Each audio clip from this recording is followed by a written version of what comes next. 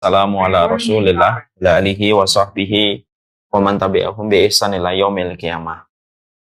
Kepada seluruh para penuntut ilmu yang hadir dimanapun berada, yang semoga Allah senantiasa memberikan kepada kita ilmu, kebenaran, dan tentunya kita mengharapkan semoga kita juga mendapatkan tebalnya akhlak kita pada kehidupan.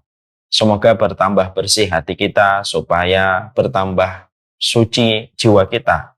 Karena sesungguhnya tidak akan banyak bermanfaat ilmu yang kita peroleh kalau kita tidak mendapatkan hati yang bersih. Berapa banyak ilmu yang telah didapatkan manusia berujung dengan banyak kerusakan, berujung dengan banyak kemaksiatan dan dosa walaupun memiliki ilmu yang banyak. Itu disebabkan karena ilmunya ditampung oleh hati yang kotor dan ditampung oleh jiwa yang keruh. Inilah yang menjadikan kita teringat kepada apa yang dikatakan oleh Imam Al-Ghazali.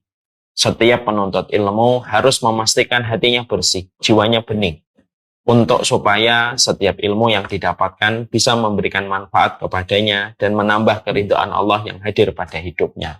Dan inilah yang menjadikan kita jangan pernah lelah meminta hati yang bersih, sebagaimana kita tidak lelah ketika kita meminta ilmu kepada Allah. Semoga Allah kabulkan qabul dan hajat kita di dalam kita memohon diberikan hati dan jiwa yang bersih dan bening.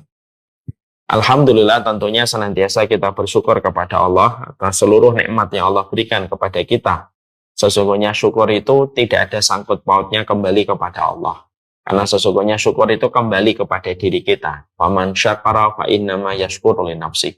Orang yang bersyukur itu sebenarnya sedang bersyukur kepada dirinya. Karena kebaikan hidupnya, kualitas hidupnya dimulai ketika mereka senantiasa bersyukur atas apapun yang Allah berikan kepadanya. Jangan banyak melihat orang lain, jangan banyak membandingkan kehidupan orang lain. Karena perkara-perkara itu, walaupun memang terkadang kayak perkara mubah, tapi perkara itu bisa merusak bagaimana kesyukuran kita pada kehidupan kita. Ketika kita melihat orang lain, ketika kita membandingkan orang lain, yang akhirnya menjadikan rusak semua kehidupan kita. Ketika kita akhirnya berat untuk bersyukur kepada Allah karena terlalu banyak membandingkan. Maka inilah yang menjadikan kita harus paham bagaimana kita melatih hati kita supaya gampang bersyukur kepada Allah. Jangan banyak melihat kehidupan orang. Fokuslah kepada kehidupan diri sendiri. Jangan suka membandingkan kehidupan orang. Janganlah kehidupan sosial media menarik kita setiap hari dan setiap waktunya. Karena sesungguhnya perkara itulah yang akan menghanguskan konsep di dalam hati kita bersyukur kepada Allah. Semoga kita senantiasa bersyukur kepada Allah setiap waktu, setiap saatnya. Dengan kita tidak terlalu membandingkan kehidupan kita dengan orang lain. Dan itulah yang menjadi harapan kita, insya Allah. Amin. Kita tentunya memahami betul bahwasanya hidup itu sederhana. Bahwasanya hidup itu adalah ketika kita memahami dari kacamata iman kita kepada Allah, maka hidup itu adalah bagaimana kita mencari keridhaan dari Allah. Itulah kesederhanaan hidup di dalam kehidupan orang yang beriman. Jadi orang beriman itu ketika menjalani kehidupan dan memberi makna pada kehidupan itu tidak ribet. Karena memang sederhana hidup itu. Hidupmu itu adalah bagaimana kita beribadah kepada Allah, dan ibadah kita adalah bagaimana supaya kita mendapatkan keridhaan dari Allah. Inilah yang menjadikan kita harus paham. Sesederhana itulah kita memulai kehidupan kita ketika hidup itu adalah bagaimana kita mencari keridhaan dari Allah Subhanahu wa Ta'ala. Siapapun manusia yang mereka terus berupaya untuk mencari keridhaan dari Allah, maka sesungguhnya orang yang mencari keridhaan Allah itu akan merasakan ketenangan. Dia tidak akan pernah merasakan kekecewaan terlalu besar. Dia tidak akan pernah merasakan kegusaran di dalam jiwanya ketika dia itu senantiasa fokus bahwasanya kehidupannya itu adalah bagaimana dia itu mencari keridhaan dari Allah. Orang yang senantiasa pada hidupnya tidak ada yang dia inginkan kecuali adalah mencari keridhaan Allah. Maka dia akan dihindarkan dari berbagai macam kegoncangan hidup. Dia tidak akan banyak kekecewaan yang dia dapatkan di dalam kehidupan. Ketika manusia itu betul-betul tahu, ketika manusia itu betul-betul menyadari. Sekali lagi, hidup itu simpel. Hidup itu mencari ridhonya Allah. Tidak mencari ridho manusia, tidak mencari penilaian baik manusia, tidak mencari kepuasan dari setiap mulut manusia. Karena siapapun yang mampu melepaskan dirinya dari perkara-perkara ini, maka sesungguhnya Allah itu akan memberikan ketenangan pada hidup, dihindarkan dari berbagai macam kekecewaan yang melanda banyak manusia hari ini, disebabkan ketika mereka tidak menyederhanakan hidup mereka untuk mencari ridhonya Allah. Makanya betul apa yang dikatakan oleh Allah, wa ridwanum minallahi akbar. Keridhaan Allah itu merupakan sesuatu yang paling besar dalam kehidupan. Ketika kita tahu betul bahwasanya kehidupan kita yaitu adalah bagaimana kita mencari keridhaan dari Allah Subhanahu wa taala, tentunya kita juga harus paham, mencari keridhaan Allah tidak bisa bermodal dengan kebodohan. Mencari keridhaan dari Allah itu tidak bisa bermodal dengan hanya semangat. Tapi mencari keridhaan dari Allah itu harus bermodal dengan ilmu. Dan itulah yang menjadikan kita akhirnya memahami kenapa kita membahas tentang 40 karakteristik mereka yang dicintai oleh Allah Subhanahu wa taala, karena tidaklah kita membahas materi ini 40 karakteristik mereka yang dicintai oleh Allah supaya kita bisa mendapatkan keridhaan Allah pada kehidupan ini, menyederhanakan kehidupan kita supaya kita tidak sibuk dengan makhluk tetapi kita sibuk dengan Khalik. Kita tidak sibuk dengan pandangan manusia tetapi kita sibuk dengan pandangan Rabb yang menguasai alam semesta. Nah, inilah yang menjadikan kita akhirnya mempelajari 40 karakteristik mereka yang dicintai oleh Allah. Pada pertemuan kita sebelumnya, kita telah menyempurnakan pembahasan cukup panjang tentang golongan yang ke-17. Golongan yang ke-17 yaitu adalah mereka yang senantiasa berbakti kepada orang tua mereka.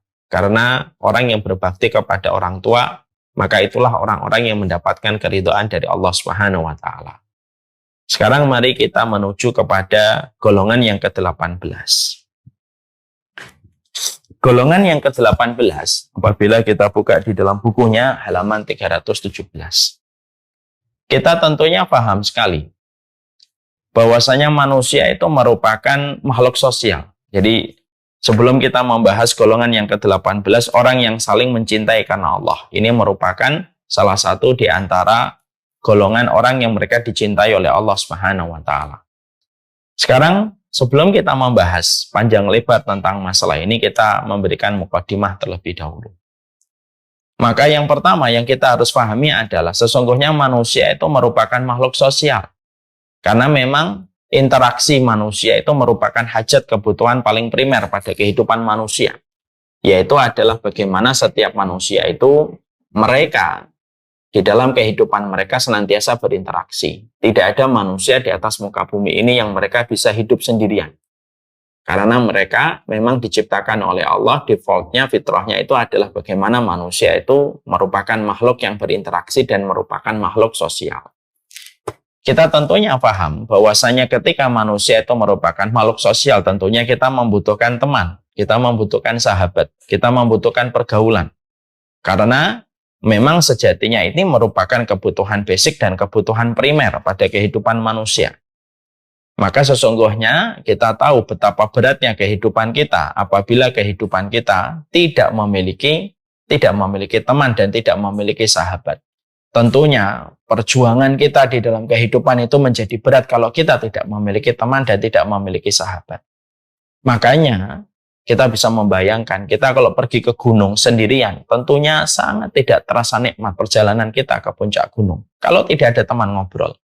Kita pergi dari Bintaro ke Bekasi, dari Bekasi ke Bintaro, tidak akan nikmat perjalanan kita ke Bintaro dan ke Bekasi kalau kita tidak punya teman. Tapi ketika ada teman, ada sahabat yang menemani kita ketika pergi ke gunung, ketika kita pergi ke Bintaro, perjalanan itu menjadi berubah rasanya, menjadi nikmat.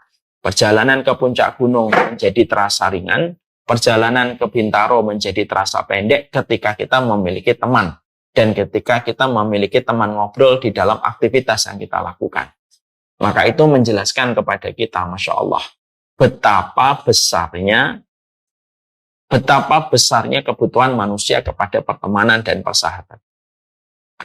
Islam di dalam Al-Quran itu mengakomodir ini.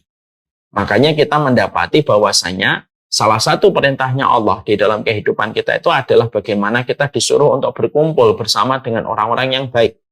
Allah tidak pernah menyuruh kita seorang diri. Allah tidak menyuruh kita untuk masuk ke dalam rumah dan hanya hidup sendirian. Allah tidak menyuruh kita untuk pergi ke gua, lalu menutup gua itu dengan batu besar, lalu kita berdiam diri, bertapa di dalam gua itu. Enggak. Tapi justru Allah itu di dalam Al-Quran menyuruh kita untuk berkumpul sama orang-orang yang solih, yang banyak, di dalam kehidupan kita bertakwa kepada Allah, untuk memberi sebuah penegasan bahwasanya manusia itu tidak bisa sendirian. Manusia itu membutuhkan sahabat. Dan sesungguhnya orang solih pun masih membutuhkan orang lain dalam perjalanan ketakwaan dan ketaatan dia kepada Allah. Ya. Mari kita lihat pada surat At-Taubah ayat yang ke-119. Allah menyampaikan kepada kita pada surat At-Taubah surat yang ke-9 ayat yang ke-119. Allah mengatakan kepada kita, ya ayyuhalladzina amanu taqullaha wa kunu ma'as-shadiqin. Kita mendapati pada ayat ini Allah menyampaikan kepada kita, ya ayyuhalladzina amanu taqullah. Wahai orang yang beriman, bertakwalah kamu kepada Allah. Wa kunu ma'as-shadiqin, dan bersamalah dengan orang-orang yang mereka itu benar. Yang menarik adalah yang dipanggil pada ayat ini adalah ya ayyuhalladzina amanu, orang-orang yang beriman. Berarti ini merupakan panggilan agung. Karena setiap ayat yang dimulai dengan kata ya ayyuhalladzina amanu, maka itu merupakan panggilan agung. Lalu Allah menyampaikan, ittaqullah, bertakwalah kamu kepada Allah, wa kunu ma'as-shadiqin, dan bersamalah kamu dengan orang-orang yang benar. Di sini kita mendapati ada dua perintah, ada dua instruksi yang datang dari Allah. Yaitu adalah yang pertama, bertakwalah kamu kepada Allah. Yang kedua, bersamalah dengan orang yang benar. Kalau kita mentadaburi ayat ini pada ayat yang ke-119 surat At-Taubah, kita akan mendapati apa korelasi antara bertakwa dengan berkumpul sama orang-orang yang benar. Maka dijawab oleh para ahli tafsir. Karena ketakwaan kita tidak akan sempurna sampai kita berkumpul sama orang-orang yang benar pada kehidupan kita. Karena apa? Ketakwaan itu salah satu penumpangnya itu datang dari circle orang solih yang kita miliki di dalam kehidupan kita. Dan itulah maksud yang Allah sampaikan pada surat At-Taubah ayat yang ke-119. Ya. Makanya Masya Allah, tidak ada Nabi kecuali mereka ditemani dengan sahabat-sahabat mereka. Nabi Dawud ada Nabi Sulaiman, Nabi Ibrahim ada Ismail, ya, Nabi Isa ada kaum Hawariyun. Dan kita pula mendapati Rasulullah bersama dengan Abu Bakar, Umar, dan 10 sahabat yang dijamin surga. Bersama dengan para veteran-veteran Uhud dan veteran Badar. Itu menunjukkan kepada kita bahwasanya pertemanan itu tidak bisa kita skip dalam kehidupan kita. Bertakwa kepada Allah itu penopangnya ketika kamu mendapatkan teman-teman dan sahabat yang benar di dalam kehidupan mereka. Karena bersama dan berkerumun bersama dengan mereka itu memberikan kepada kita ketakwaan dan memberikan kepada kita kekuatan. Makanya Masya Allah ya, orang yang sendirian itu gampang futur. Ibu coba aja, nanti ibu sendirian menjalani apa yang dijalani karena merasa dirinya introvert, lalu tidak mau sama sekali berinteraksi sama orang lain. Orang yang sendirian itu cenderung futur. Karena apa? Ketika turun semangatnya, tidak ada yang memberikan kekuatan, tidak ada yang memberikan nasihat, dan tidak ada insight yang dia bisa lihat kalau dia sendirian. Yang dilihat hanya dirinya terus. Tapi ketika seseorang itu bersama dengan orang lain, maka dia bisa mendapatkan kelebihan. Dia bisa mendapatkan plus, nilai plusnya. Dia bisa mendapatkan nasihat, dia bisa melihat orang lain, dia bisa melihat role model kehidupan orang lain dalam ketakwaan. Kapan? Ketika dia bersama dan bersua dengan banyak orang. Dan itulah yang menjadikan kita akhirnya paham. Iman itu tidak menjadikan kita seorang diri di dalam rumah. Iman itu menyuruh kita. Ketakwaan itu mengkondisikan kepada kita. Bertakwalah kamu kepada Allah. Dan berkerumun bersama orang-orang yang benar. Bersahabat dengan orang-orang yang benar. Karena itu merupakan satu kesatuan yang tidak bisa dipisahkan. Makanya akhirnya ketika kita memahami ini, akhirnya kita ngerti. Pantes kalau semangatnya yang ada di dalam Al-Quran dan semangat yang ada di dalam sunnah itu adalah bagaimana kita itu memiliki saudara-saudara dalam iman. Ya. Jadi surat At-Taubah ayat ke-119 ketika Allah menyuruh kita supaya kita bersama dengan orang yang benar, maka ayat ini munasabahnya, relevansinya dengan kita menjumpai banyak hukum di dalam hukum sunnah. Makanya hukumnya sunnah itu selalu mengkondisikan kita itu untuk bersaudara dengan tetangga kita, disuruh baik. Ketika kita sholat disuruh kita itu berdekatan dengan orang yang berdekatan dengan orang yang sholat di samping kita, disuruh kita memberikan hadiah, disuruh kita memberikan infak, disuruh ketika kita berkata yang baik atau diam, disuruh kita tersenyum.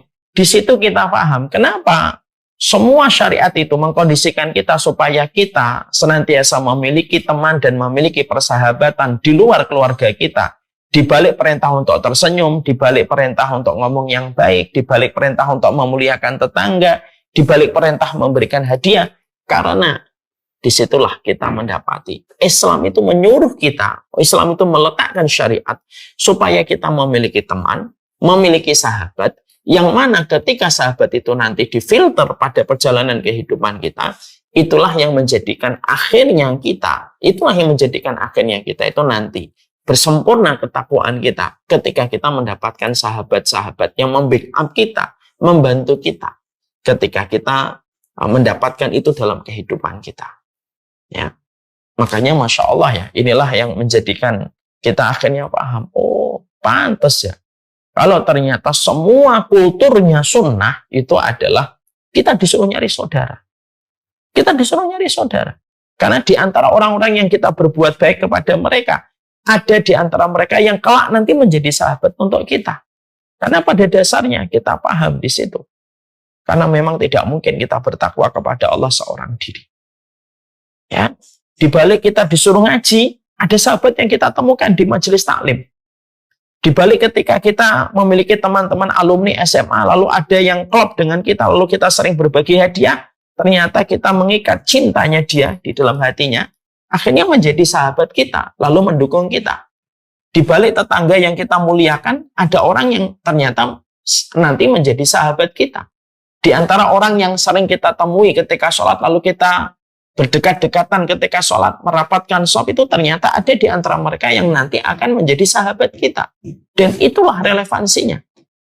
Islam bukan hanya menyuruh bagaimana kita bertakwa dan bersama dengan orang yang benar, tapi Islam itu juga memberikan support.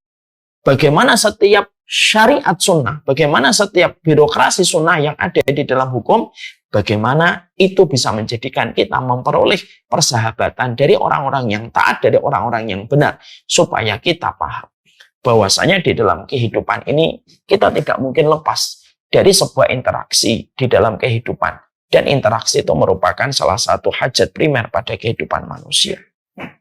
Ya. Makanya inilah yang menjadikan kita akhirnya paham. Oh, berarti Masya Allah ya, berarti ini merupakan hal yang besar dalam kehidupan kita. Makanya tidak heran kalau Rasulullah Shallallahu Alaihi Wasallam itu mengatakan di dalam salah satu riwayat, ya, ada salah satu doa yang dipanjatkan oleh Rasulullah Shallallahu Alaihi Wasallam begitu indah, dan itu menggambarkan bahwasanya Rasulullah pun ya sesuai dengan apa yang tadi kita pelajari di dalam muqaddimah. Makanya salah satu doanya Rasulullah yang indah itu apa? Allahumma inni as'aluka hubbaka wa hubba man yuhibbuka wa hubba amalin yuqarribuni ila hubbika. Ya. Makanya kita mendapati perkataan yang disampaikan oleh Rasulullah sallallahu alaihi wasallam. Ya Allah, aku memohon cintamu. Ya. Dan aku memohon cinta orang yang mencintaimu. Dan aku memohon amalan yang paling kau cintai yang mendekatkan kami kepada cinta. Yang menarik adalah ternyata yang nomor 2 yang menjadi permohonan baginda Nabi Shallallahu Alaihi Wasallam itu apa? Nabi memohon kepada Allah supaya diberikan cinta orang yang mencintai Allah. Artinya Nabi itu memohon supaya beliau itu dipertemukan dengan sahabat-sahabat yang solih. Padahal kita tahu bagaimana Nabi itu adalah orang yang paling bertakwa di antara seluruh manusia. Orang yang paling kuat dalam takwa, orang yang paling kuat dalam iman itu baginda Nabi Shallallahu Alaihi Wasallam. Tapi itu pun Rasulullah masih meminta kepada Allah supaya beliau diberikan cinta orang yang solih. Yang mana beliau meminta itu kepada Allah untuk memberikan kepada kita sebuah penerangan. Karena memang ketakwaan itu tidak bisa jauh dari sebuah persahabatan yang harus kita miliki di dalam membangun ketakwaan kita kepada Allah. Dan itulah sejatinya kenapa kita di dalam kehidupan ini tidak bisa lepas dari persahabatan yang harus kita miliki pada ibadah kita kepada Allah. Ya. Makanya akhirnya inilah yang menjadikan kita akhirnya paham. Ya. Jadi sebelum kita membahas tentang orang yang saling mencintai karena Allah, kita itu harus paham mukadimahnya. Oh, jadi ternyata Islam itu menyuruh kita berbuat baik, ngomong yang baik, itu supaya kita punya sahabat. Dan sahabat ini kita butuhkan dalam ketakwaan. Supaya, sekali lagi, tidak ada lagi orang yang berpikir takwanya dia itu bisa dilakukan sendirian. Tidak bisa. Supaya tidak ada lagi orang yang mengambil kesimpulan yang salah. Bahwasanya mengamalkan sunnah itu bisa dilakukan tanpa bantuan orang. Salah. Supaya orang itu bisa paham bahwasanya menuju ke surga itu tidak bisa dilakukan ketika seorang diri, tapi ketika dia bersama dengan orang yang saling menguatkan kepada Allah. Maka itulah yang sejatinya difahami oleh setiap orang yang beriman. Makanya menarik kalau kita kaitkan dengan pembahasan yang lebih luas lagi. Kita menjumpai dan kita mendapati bahwasanya kelak nanti di surga ada orang yang mereka memasuki surga bukan hanya karena sholatnya saja. Mereka nanti memasuki surga bukan hanya karena puasanya saja. Ada orang yang nanti memasuki surga bukan hanya karena hajinya saja. Tapi ternyata dalam hadis riwayat Imam Ahmad kita menjumpai ada orang yang mereka nanti memasuki surga itu karena pertemanan dan persahabatan yang dia miliki ketika di dunia. Dan ini semakin menjelaskan betapa besarnya kebutuhan kita kepada persahabatan. Ya, yang dibangun di atas ketakwaan kepada Allah. Makanya dalam satu riwayat yang sahih diterangkan, ketika manusia memasuki surga ini, saya yakin ibu-ibunya sudah sering mendengar hadis ini. Ketika manusia itu masuk ke surga, maka mereka berada di dalam kenikmatan surga. Lalu setelah sekian lama mereka berada di surga, lalu mereka itu menanyakan kepada Allah, aina haula yusalluna ma'ana wa yasumuna ma'ana wa ya'maluna ma'ana. Mana orang-orang yang dulunya sholat sama kami, puasa sama kami, beramal solih bersama kami, ya Allah. Mana mereka sekarang? Lalu dijawab sama Allah, haula'i finna. Orang-orang yang kamu tanyakan, teman-teman yang kamu tanyakan, yang dulu pernah menemani kalian di dalam sholat, pernah menemani kalian di dalam puasa, menemani kalian di dalam amal soleh, itu mereka berada di dalam neraka. Maka akhirnya orang-orang ini ingin sekali supaya teman-teman itu menemani mereka di surga.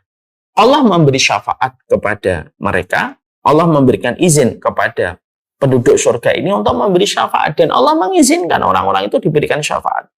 Lalu penduduk surga itu turun ke neraka, yang mana penduduk surga tidak bisa dibakar oleh api neraka.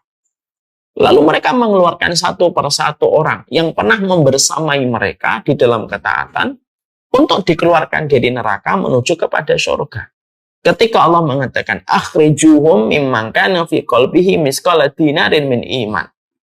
Keluarkan itu teman-temanmu. Apabila teman-temanmu memiliki keimanan seberat sekeping dari dinar. Jadi kalau ada temanmu yang imannya itu sekeping dinar beratnya, keluarkan mereka, masukkanlah mereka ke surga. Lalu penduduk surga itu mengeluarkan itu teman-teman mereka yang memiliki berat keimanan itu seberat kepingan dinar. Lalu ketika sudah dikeluarkan itu ternyata masih tersisa. Tapi apalah daya, teman-teman mereka yang tersisa itu ternyata keimanan mereka tidak mencapai 1 keping dinar. Hanya setengah keping dinar. Lalu para penduduk surga itu melihatin teman-teman mereka yang tidak bisa mereka keluarkan. Allah tahu. Allah selalu sampaikan kembali firman yang kedua. Akhrijuhum mimman kana fi qalbihi nisfami misqali dinarin. Maka keluarkan teman-temanmu yang apabila imannya baru mencapai setengah dari keping dinar. Setengahnya aja. Itu pun keluarkan. Akhirnya dikeluarkan. Akhirnya mereka memasuki surga. Hadis ini terkenal. Hadis ini memberikan kepada kita sebuah arti. Loh, sampai perjalanan ke surga pun, ada orang yang nanti ketika mereka memasuki surga, itu mereka mendapatkan surga. Itu bukan karena sholatnya, bukan karena puasanya saja. Tapi selamatnya mereka dari neraka sampai akhirnya memasuki surga itu ya karena syafaat dari teman-teman mereka, sahabat-sahabat yang pernah mereka berkumpul pada waktu di dunia, di dalam ketaatan, di dalam amal sholih, lalu akhirnya teman-teman mereka yang di surga mencari teman-teman mereka yang ada di neraka untuk dikeluarkan dari neraka dan untuk dimasukkan ke dalam surga.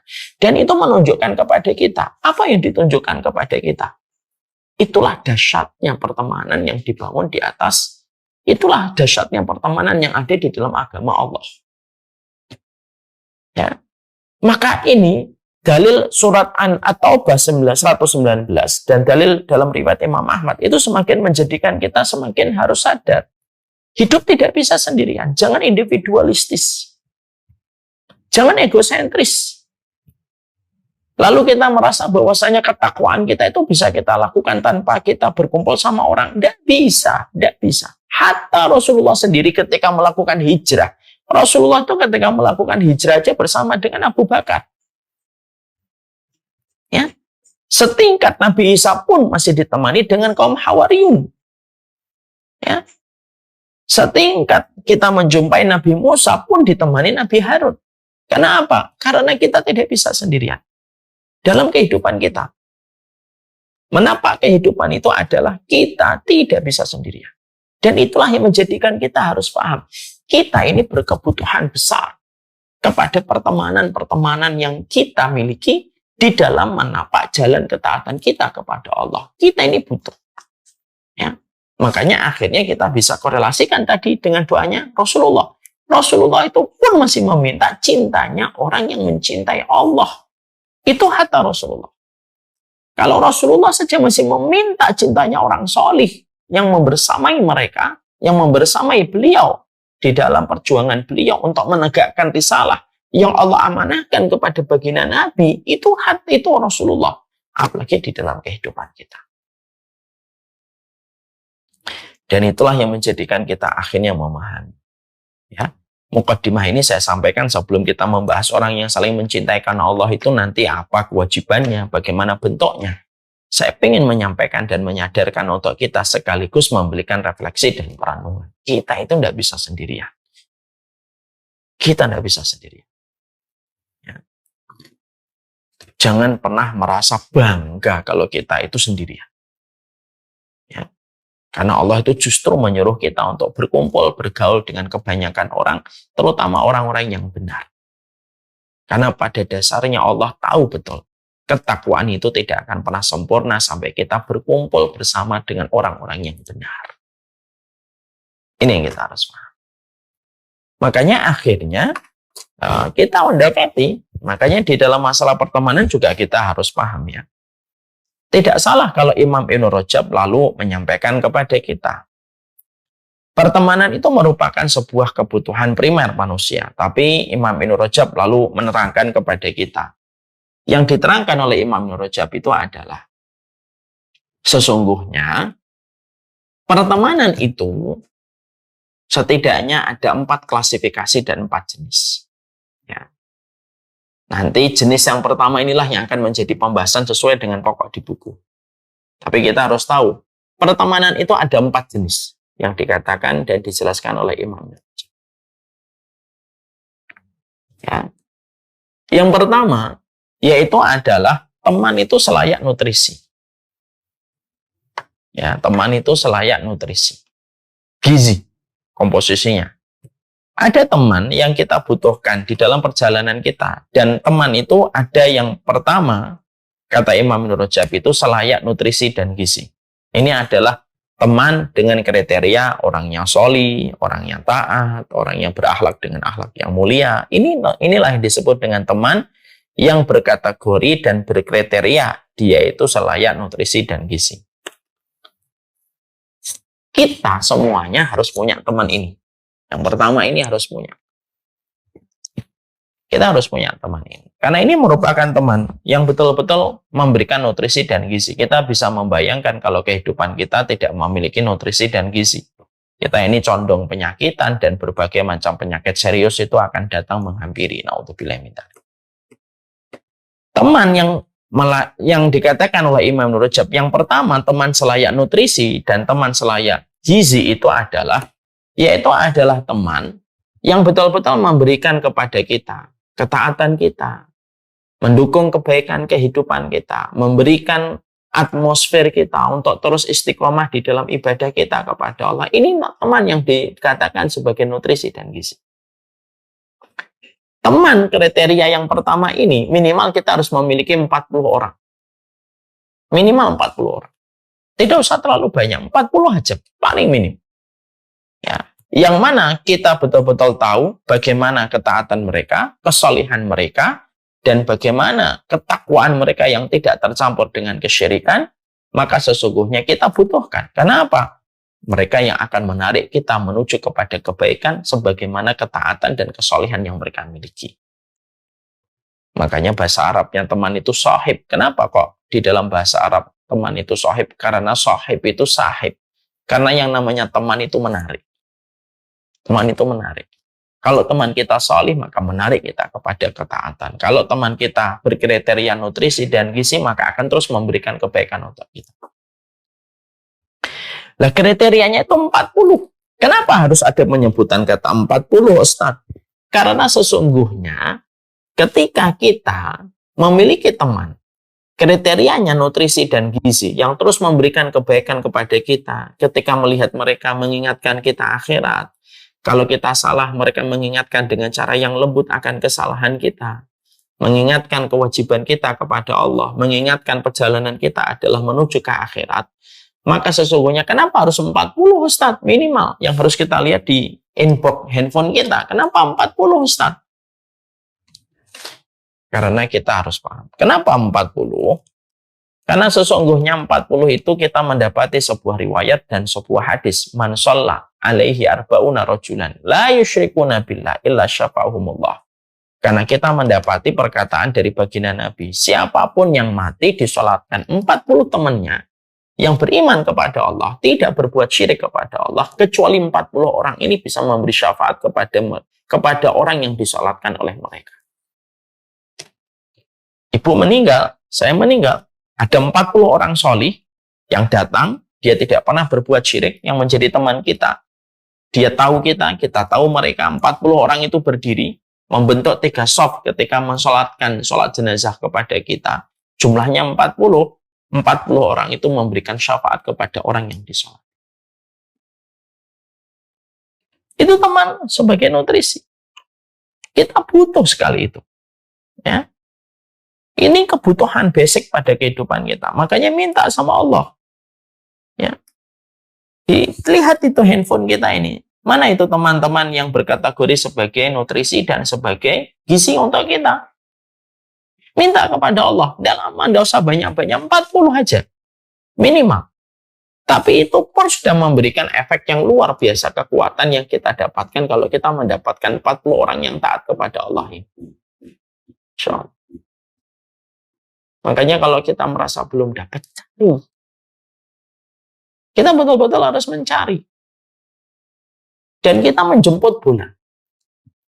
Untuk bertemu sama teman-teman yang mereka itu bisa menjadi nutrisi dan menjadi gizi untuk kita. Itulah indahnya. Makanya kalau cerita tentang poin yang pertama ini selalu saya ingat itu. Tentang perjalanan Abu Darda itu seorang sahabat Ansor, sahabat besar. Beliau itu masuk Islam itu ya karena sahabatnya.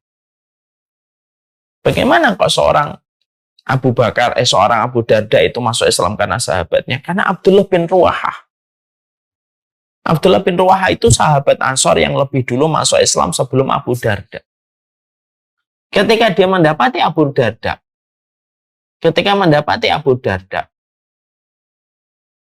beliau masih dalam kondisi jahiliyah dan belum beriman kepada Rasulullah. Abdullah bin Ruwahah itu datang ke rumahnya Abu Darda ketika Abu Darda sedang di pasar. Lalu dia menuju ke satu kamar. Karena di rumahnya Abu Darda radhiyallahu anhu dulu itu ada tempat kamar yang dikhususkan untuk menyembah berhala. Maka Abdullah bin Ruwahah masuk ke kamar itu, menghancurkan semua patung-patung itu, lalu pergi begitu saja.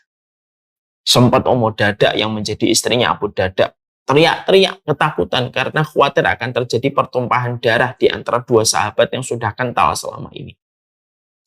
Tapi ternyata Abu Darda ketika menjumpai kamarnya berantakan ketika Tuhan yang dia sembah itu dirusak sama Abdullah bin Ruwahah, tapi justru menjadi titik kesadaran Abu Darda.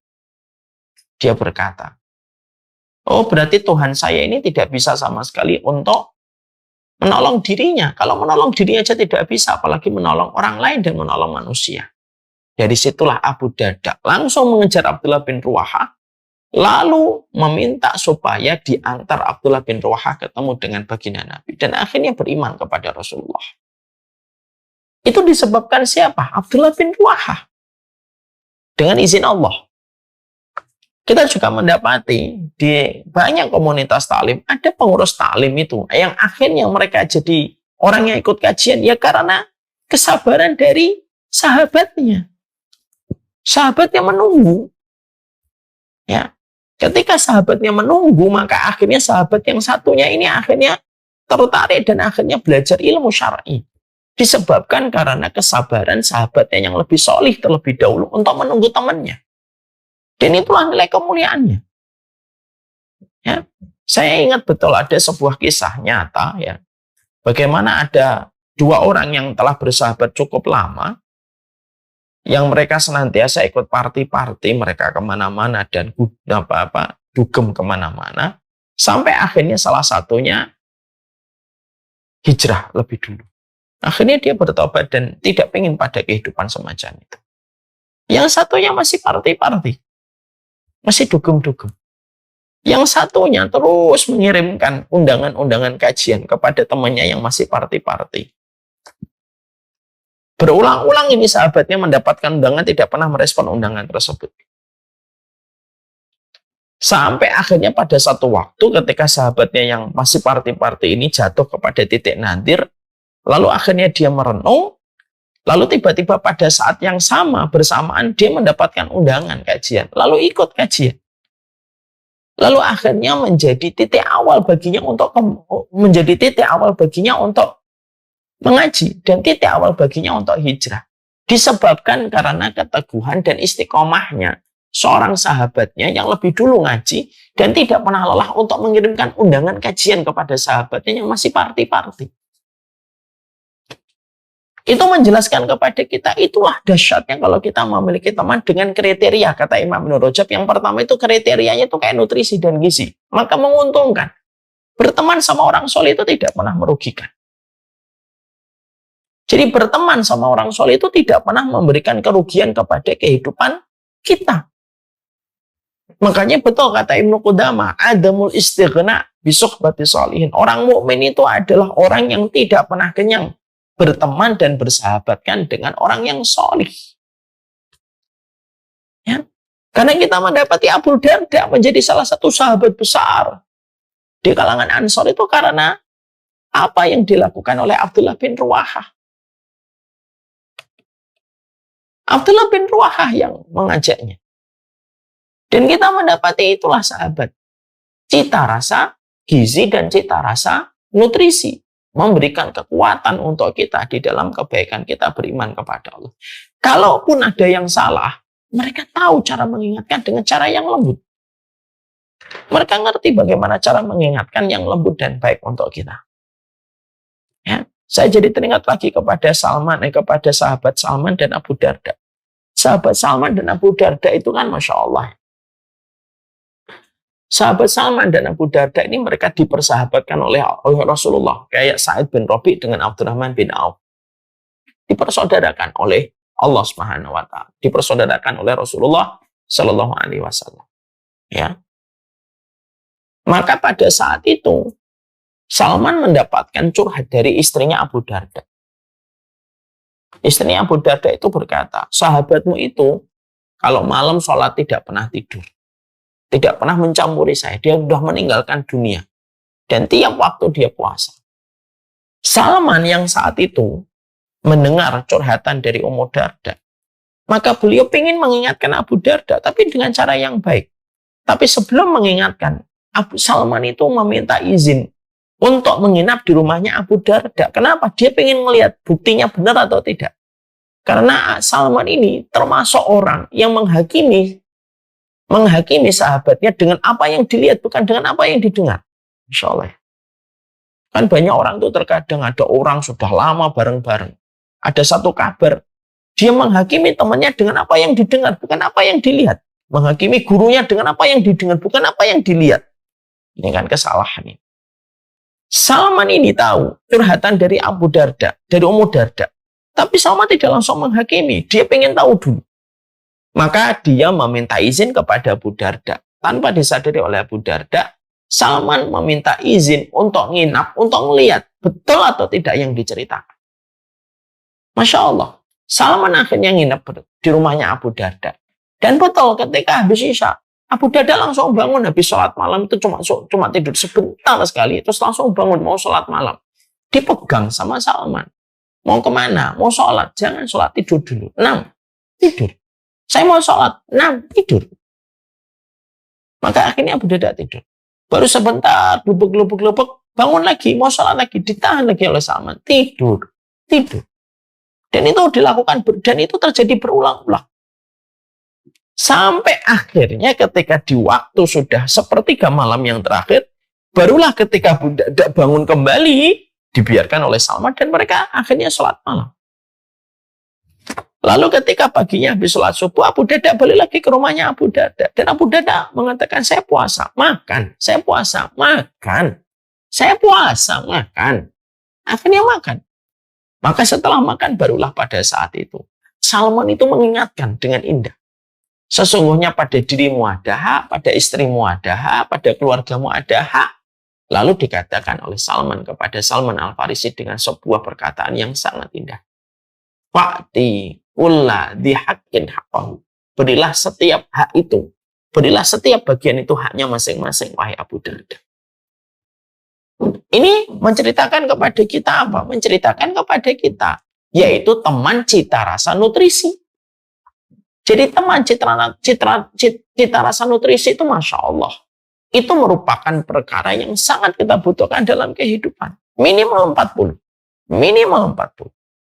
Yang kita betul-betul harapkan mereka memberi nasihat kepada kita.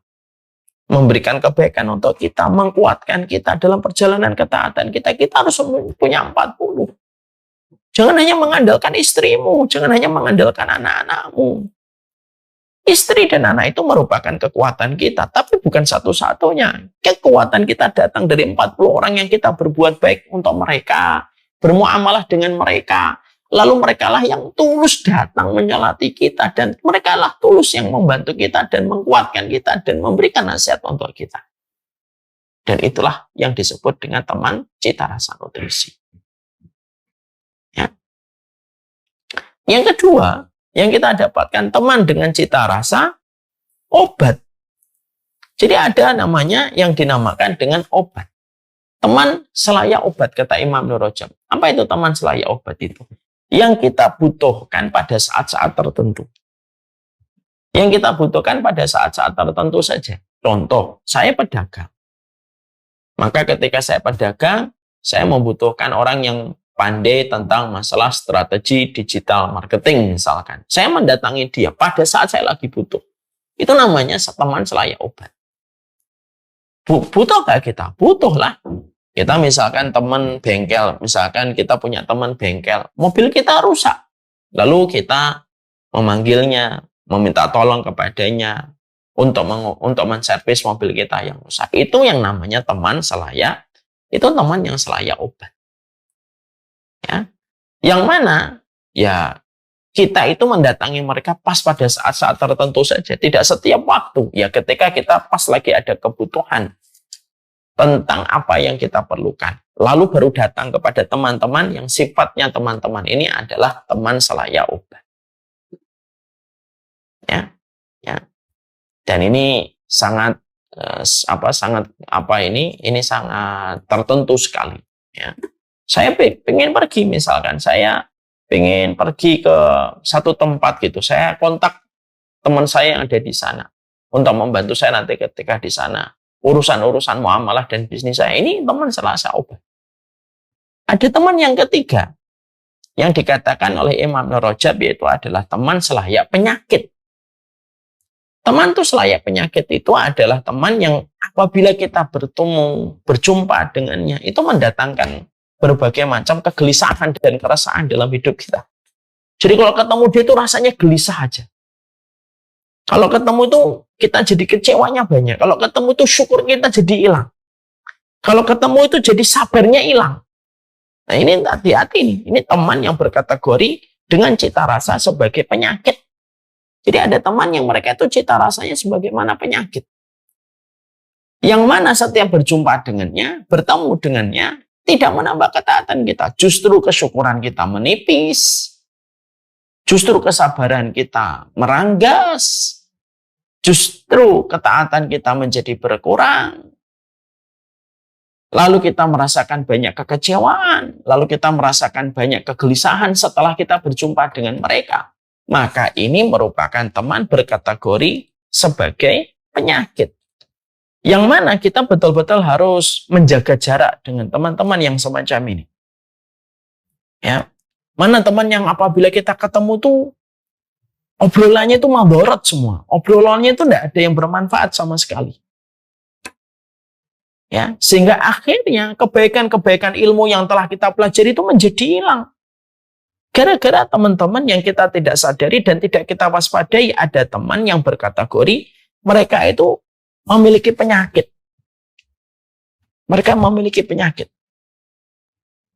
Yang kita kalau terlalu lama kemungkinan akan tertular dengan penyakit itu. Ini kita hati-hati, ya. Makanya kita mendapati ada sebuah kaidah yang sering saya sampaikan. Inna su'al khuluqi yu'di.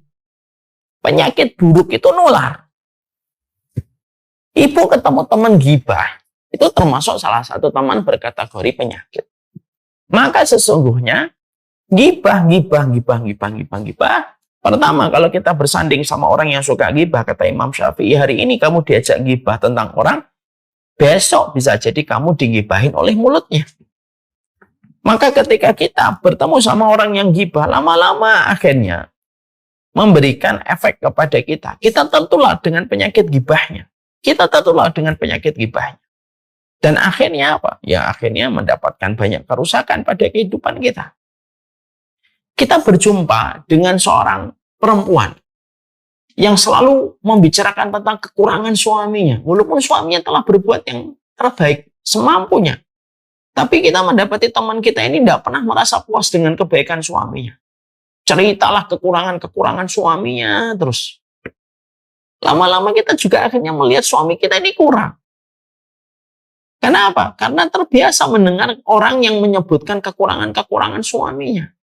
Mungkin 1 kali, 2 kali, 3 kali pertemuan mungkin dia belum terasa. Tapi sudah 5 kali, 6 kali, 7 kali, dia akhirnya mulai berpikir, iya nih suami saya ini juga banyak ini problemnya dalam kehidupan keluarga. Karena bisa jadi ada orang yang asalnya baik-baik saja, tapi setelah ketemu teman itu setelah bertemu itu menjadikan dia itu memiliki banyak sekali problem. Karena apa? Karena mendapatkan input dari teman yang diajak ngobrol dengan berbagai macam perspektif yang disampaikan teman itu. Kalau kategorinya sudah penyakit, ya hilang sabarnya, hilang ridhonya, hilang komitmennya. Disebabkan apa? Disebabkan karena teman yang ada di sampingnya berkategori sebagai penyakit. Ya. Kita ketemu sama orang, suka menghujat orang lain, suka mencela orang lain. Ya, lama-lama kita akan menikmati hujatan dan celaan kita kepada orang lain itu. Sebagaimana kita menjumpai ada teman kita mencela dan menghujat. Ya. Ada yang keempat, yaitu adalah teman, kata Imam Ibnu Rajab, yang berkategori teman itu sebagai racun. Yang mana berkategori racun itu artinya adalah teman ini ketika kita berjumpa dengannya bisa menyesatkan pikiran kita. Bisa menjadikan kita ragu dengan akidah kita kepada Allah. bisa menjadikan kita ragu terhadap sunnah, bisa menjadikan kita ragu terhadap perkara akhirat. Ini merupakan teman yang racun. Sifatnya racun. Kenapa? Yang diserang perkara-perkara pokok. Sini ya, saya itu tidak beriman sama hari akhir. Lalu ini kalau sudah semacam ini, maka ini berkategori teman yang mereka itu menjadi racun. Ya. Makanya akhirnya dari klasifikasi yang disampaikan oleh Imam Ibnu Rajab itu menyampaikan kepada kita bahwasanya pertemanan itu tidak bisa dipisahkan. Mana yang tidak bisa dipisahkan? Minimal nomor 1 dan 2. Kita membutuhkan teman dalam kehidupan kita, yaitu teman selayak nutrisi, dan kita membutuhkan teman yang selayak menjadi obat. Dan hati-hati terhadap teman yang berpotensi menjadi penyakit pada kehidupan kita. Ya. Kenapa? Ya karena memang kita tidak bisa lepas dari pengaruh itu. Kita tidak bisa lepas dari kebutuhan kita kepada teman yang selayak nutrisi dan selayak obat dalam kehidupan kita. Makanya akhirnya disinilah yang menjadikan kita akhirnya mengerti. Oh, Masya Allah ya. Berarti memang persahabatan itu memang salah satu pilar dalam kehidupan agama kita. Itu membutuhkan persahabatan. Pilarnya itu adalah persahabatan. Jadi pilar iman itu salah satunya persahabatan. Sehingga akhirnya kita paham. Ya, di dalam kehidupan kita menjalankan ketakwaan kita kepada Allah itu. Ketakwaan kita kepada Allah itu tidak akan sempurna sampai kita mendapatkan persahabatan dan pertemanan yang membantu membackup kita dalam perjalanan kita kepada Allah. Bersama dengan teman dan sahabat. Seberat apapun masalah itu akan ringan dijinjing, ringan dipikul ketika kita mendapatkan seorang sahabat. Makanya Rasulullah SAW tadi saya mengatakan sampai ketika dalam perjalanan hijrah. Rasulullah itu ketika hijrah, Rasulullah pun ditemani dengan Abu Bakar untuk memberi arti bahwasanya agama kita tidak akan bisa kita pikul seluruh amanahnya dan tanggung jawabnya kecuali bersama dengan orang dan sahabat yang menemani perjalanan kita menuju kepada Allah. Ya. Makanya setelah kita memahami ini, tentunya yang kita lakukan itu apa? Ya. Tentunya yang kita lakukan setidaknya 2. Ya. Kita itu yang pertama, berdoalah kepada Allah supaya kita itu diberikan oleh Allah teman-teman dan persahabatan. Minimal 40. Minta sama Allah. Ya Allah, aku meminta kepadamu teman-teman yang salih ya Allah. Teman-teman yang akhlaknya baik, mengerti tentang kekurangan saya, memahami tentang udzur saya, mampu memberikan nasihat dengan cara yang baik untuk saya. Minta sama Allah. Minta sama Allah. Ya.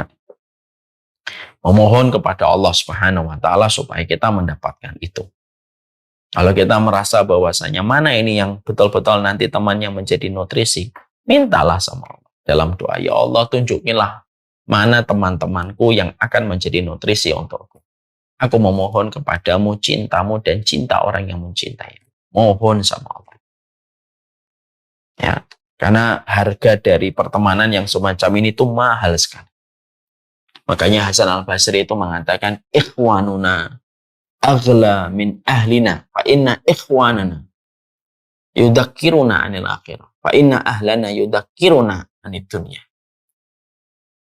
Teman-teman kami, sahabat-sahabat kami dalam agama itu lebih mahal daripada saudara kami. Karena saudara kami, karena keluarga kami hanya mengingatkan kami tentang dunia. Keluarga itu hanya mengingatkan kami tentang dunia. Tapi saudara kami, teman-teman kami, di dalam agama ini, di dalam keimanan, itu mengingatkan kami tentang urusan akhirat. Itu kata Hasan Al-Basri. Itu menunjukkan kepada kita, kalau ada orang, kok tidak mendapatkan 40 orang yang menjadi nutrisi baginya. Ada yang pincang pada kehidupan iman. Ada yang pincang pada kehidupan imannya. Kalau sampai dia tidak mendapatkan 40 orang yang membantunya dalam menapak perjalanan menuju kepada Allah. Orang kalau sudah nggak dapat 40 ini gampang stres, gampang kecewa, gampang marah-marah. Mintalah sama Allah supaya Allah itu memberikan itu di dalam kehidupan kita. Yang kedua, ketika kita ingin mendapatkan teman yang cita rasanya nutrisi, ketuk pintu rumahnya untuk meraih kedekatan dengannya. Artinya, ya jemput bola. Ya. Artinya bahwasanya kalau kita, ketika kita berkumpul ketika kita ingin mendapatkan sikap dari persahabatan yang sholih, maka yang kita lakukan itu apa? Yang kita lakukan itu adalah bagaimana kita pada saat itu betul-betul proaktif. Kita jemput bola. Tidak bisa kita ingin mendapatkan persahabatan, lalu kita itu menunggu operan bola yang datang kepada kita. Tidak bisa. Kamu yang datang, kamu yang mencarinya, kamu yang membuka hati, kamu yang memberikan hadiah kepadanya, kamu yang bersabar di dalam berinteraksi bersamanya. Dan itu merupakan salah satu hal yang kita harus lakukan. Ya. Makanya akhirnya inilah salah satu di antara kesalahan banyak manusia ketika mereka ingin mendapatkan persahabatan dari orang sholih, tapi mereka tidak pernah berusaha untuk mencari dan menjemput bola. Ya tidak bisa lah. Makanya Allah mengatakan kepada kita pada surat Al-Kahfi ayat yang ke-28. Wasbir nafsaka ma'alladina yad'una rabbahum bil ghadati wal asyi yuriduna wajhah. Sabar kamu sama orang yang solih yang mereka senantiasa menyeru kepada Rabb-nya pagi dan sore. Jadi kita ini diperintahkan untuk sabar bukan hanya kepada orang zalim, bukan hanya kepada pendosa, tapi kita disuruh sabar sama orang solih. Kenapa Allah itu menyuruh kita sabar sama orang solih? Di dalam surat Al-Kahfi 28. Karena kalau bukan kita yang melapisi dengan kesabaran bersama orang solih, mungkin orang solih itu tidak akan pernah kenal dengan kita. Walinya Allah itu harus dijemput, didatengin. Dan kita yang betul-betul mengkondisikan, kalau ibu-ibu melihat suaminya, pergaulannya terus memiliki pergaulan-pergaulan yang hanya mengingatkan tentang dunia dan hobi, terus ibu harus menjadi support system untuk mengingatkan. Suaminya itu harus berteman dan bersahabatkan dengan orang solih. Yang betul-betul bersahabat, bukan hanya sekedar formalitas, kenal namanya. Tapi betul-betul bersahabat. Lalu kita mengkondisikan diri kita bersabar bersama dengan orang solih itu. Karena apa? Ya karena mendapatkan teman yang memiliki cita rasa nutrisi dan gizi itu kalau tidak kita sabar ya kita pasti akan sering meninggalkannya. Apalagi kalau ada kecewa. Makanya dijemput bola. Kita yang proaktif mencarinya.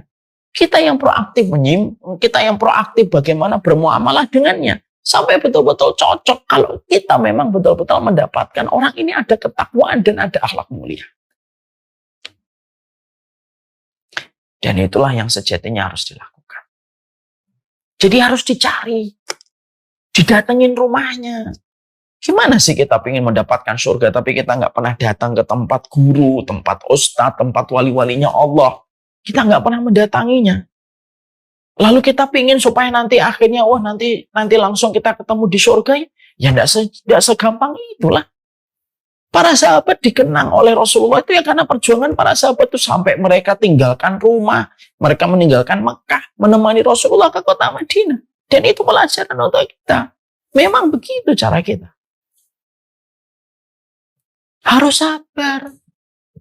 Saya memiliki circle teman yang dikatakan oleh Imam Nur Rajab teman yang berkategori sebagai nutrisi dan gizi itu 40. Ya kita yang harus sabar. Kita WA, kadang telepon nggak dijawab. Ya kita harus sabar. Kenapa? Ini harus dijemput. Tidak bisa menunggu bola. Kita yang proaktif. Kita datengin pondoknya. Kita kalau mampu bawa keluarga kita. Diperkenalkan anak-anak kita dengan keluarga mereka. Ngobrol kita dengan mereka. Dan itu yang harus dilakukan. Lah banyak orang hari ini, di tengah zaman materialisme, persahabatan itu dibangun di atas profit. Dan dibangun di atas hubungan mutualisme dan cuan. Sehingga akhirnya, kita tidak pernah mendapati teman yang bercita rasa sebagaimana cita rasa akhirat. Tidak ada mutualisme, tidak ada profit, tidak ada cuan pada kehidupan itu. Ya. Yang menjadikan akhirnya apa? Kehilangan sesuatu yang menjadi karunia besar pada kehidupan kita. Ya. Maka maaf ya, beriman kepada Allah itu adalah sebuah kewajiban. Tapi mendapatkan sahabat yang membantumu beriman kepada Allah itu karunia besar. Dan itu harus dijemput. Ya. Makanya kenapa sih di dalam literasi, dalam ulama salaf itu ilmu didatangin ya supaya murid itu mendatangi tempat guru, kenal dengan gurunya, paham. Kita mendatangi pondok, kita mendatangi tempat ustadz yang kita belajar darinya. Supaya betul-betul kita mendapatkan pertemanan yang baik dan persahabatan yang baik. Lingkungan, yaitu yang vibes-nya itu positif dalam urusan akhirat kita. Dan kita betul-betul yang harus membangun itu. Sekali lagi ya, kalau ingin mendapatkan orang yang solih, kita yang proaktif. Dan kalau bisa itu yang mendapatkan yang betul-betul solih sekalian. Kita lihat ada orang solih sekalian, minta sama Allah, ya Allah saya pingin supaya keluarga saya dekat dengan keluarganya. Ya. Jangan gampang kecewa, jangan gampang ngambek, jangan gampang marah-marah. Ketika kita sedang berhubungan dengan orang yang kita pandang itu, menurut kita ini solih, baik, berilmu. Kita harus sabar. Ya. Makanya Masya Allah saya kadang harus datang ke pondoknya. Kita harus nelpon sabar, kadang nggak dijawab. Itu merupakan bagian dari proses. Kita menjemput bola. Karena apa? Karena profitnya gede di dunia dan di akhirat. Dan hari ini tuh seakan-akan itu menjadi karunia besar. Kenapa itu menjadi karunia besar? Karena semua orang hari ini membangun persahabatan itu di atas hubungan mutualisme. Di atas masalah cuan, di atas masalah profit dan bisnis. Ya enggak apa-apa, memang enggak apa-apa. Persahabatan dibangun di atas hubungan sahabat, atas bisnis, hubungan mutualisme, enggak apa-apa. Tapi jangan sampai menghilangkan kultur yang pertama. Persahabatan yang dibangun di atas ketakwaan. Ya. Kalau bukan teman-teman kita yang solih, yang mendoakan kita, membackup kita, membantu semua urusan-urusan kita, terus siapa kalau bukan mereka? Dan ini yang menjadi perhatian kita. Inilah baru muqaddimah. Jadi muqaddimah ini, saya sampaikan muqaddimah ini bahwasanya manusia itu merupakan makhluk sosial. Di mana ketika manusia itu merupakan makhluk sosial, ya kita memang membutuhkan interaksi. Tidak bisa membangun kesolihan itu pribadi dengan individualistis dan egosentris yang kita miliki. Kita juga mendapati bagaimana Allah menyampaikan di dalam surat At-Taubah ayat yang ke-119. Ya ayyuhalladzina amanu taqullaha wa kunu ma'as-shadiqin. Wahai orang yang beriman, bertakwalah kamu kepada Allah dan bersamalah dengan orang yang benar. Di mana perintah ketakwaan bersanding dengan perintah berkumpul sama orang yang benar. Karena apa? Ketakwaan itu ketika kita memiliki lingkungan yang membantu kita untuk menyempurnakan ketakwaan kita kepada Allah. Kita akhirnya paham ya, semangatnya kitabullah dan semangatnya sunnah itu. Kenapa kita disuruh berbuat baik sama tetangga, ngomong yang baik, memberi hadiah, dan sederet yang lainnya. Untuk apa? Supaya kita memiliki tambahan-tambahan amunisi, teman dan sahabat yang bisa membantu kita dan bisa menjadi sahabat kita mungkin di waktu mendatang untuk menguatkan kita di dalam perjalanan hidup. Imam Ibnu Rajab berkata, sesungguhnya berteman itu cita rasanya dan klasifikasinya ada 4. Ada teman yang cita rasanya adalah nutrisi dan gizi, ada teman yang cita rasanya sebagaimana obat, ada teman yang cita rasanya sebagaimana penyakit, dan ada teman yang cita rasanya racun. Dan kita memerlukan 1 dan 2. Teman bercita rasa nutrisi dan gizi, dan teman klasifikasinya adalah sebagai obat untuk kita. Dan ketika kita paham keimanan kita sangat memerlukan pertemanan, mintalah kepada Allah. Kalau kita merasa belum memiliki 40 orang yang solih di dalam kehidupan kita, di sisa kehidupan. Yang kedua, yaitu adalah kita tentunya yang mendatangi proaktif untuk menjemput orang solih, mendapatkan cintanya, mendapatkan rahmat pada hatinya.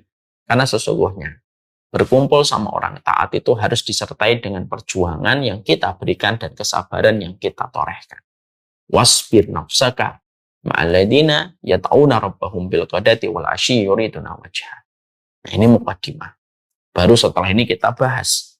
Nah, terus hubungan saling mencintai karena Allah itu kayak apa? Kalau kita sudah dapat, akhirnya kita punya alasan, kita punya why, kenapa kita harus membuka hati kita untuk orang lain, terutama yang sejenis ya, jangan dipakai untuk yang lawan jenis ya. Kita akhirnya tahu why-nya kita, kenapa kita harus butuh sahabat, butuh 40 orang gitu. Lalu bagaimana memberikan maintenance supaya betul-betul pertemanan kita dibangun di atas kecintaan kita kepada Allah. Nah, itulah yang menjadi pembahasan kita part yang kedua. Semoga memahami apa yang menjadi penjabaran dan penjelasan kita. Semoga Allah memberkahi dan semoga Allah menerima setiap ilmu yang kita lakukan berbuah dengan keberkahan dengan amal yang kita kerjakan.